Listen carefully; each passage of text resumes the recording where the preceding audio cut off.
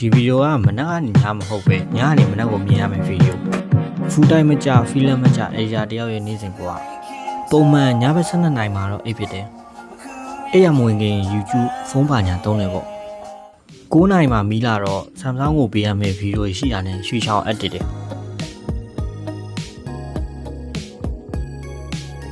9နာရီမထိုးခင်မှာတော့သမင်းပါညာစာရေမိုးချိုးတယ်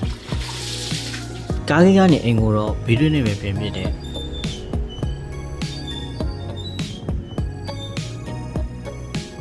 ကယ်ရီကိုတော့တမတ်တိုင်တော့လမ်းလျှောက်ရတယ်အဲ့မတိုင်ခင်ရုံးကအပြန်တော့ Wi-Fi ရပဲစီးတယ်ရုံးကတင်ကန်းကျွန်းမှာတစ်ခုတောင်းဝင်မှာတစ်ခုနှစ်ခုလောက်တယ်ဆိုတော့ရုံးမြန်ချင်းကတည့်တဲ့အတိုင်းလူကျက်တယ်ကားပိတ်တယ်ဒါကဖြစ်နေကြပဲကဲရုံးဆင်းပြီကျွန်တော်ကရုံးတဲ့ချိန်တာမှန်လားရုံးဆင်းချိန်တော့မှန်တယ်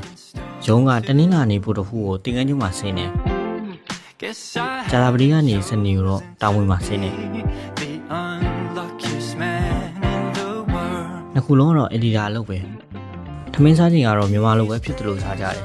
မနက်ပိုင်းကတော့မနေ့ကကြံခဲ့တဲ့ရိုက်စားရှိတာတွေကိုအပြီးဖြစ်တယ်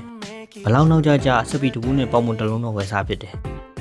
မုတ်ကိုတော့ယုံနာကစီတီမတ်ပါပဲဝယ်တယ်ပေါ့မနက်ခင်းယုံလာတာလည်းမလွယ်ပါဘူးကားကလည်းအသေးပေးတော့မပြောဘူးပေါ့ဗျာအဲ့ကိစ္စအတွက်ကျွန်တော်ရဲ့ solution ကနေရာရအောင်ဂိမ်းစားနေသွားစီဖြစ်တယ်စားကနေစီးဖို့ကလည်းအိမ်ကနေကားဂိတ်ကိုဘေးရစီရပြန်တယ်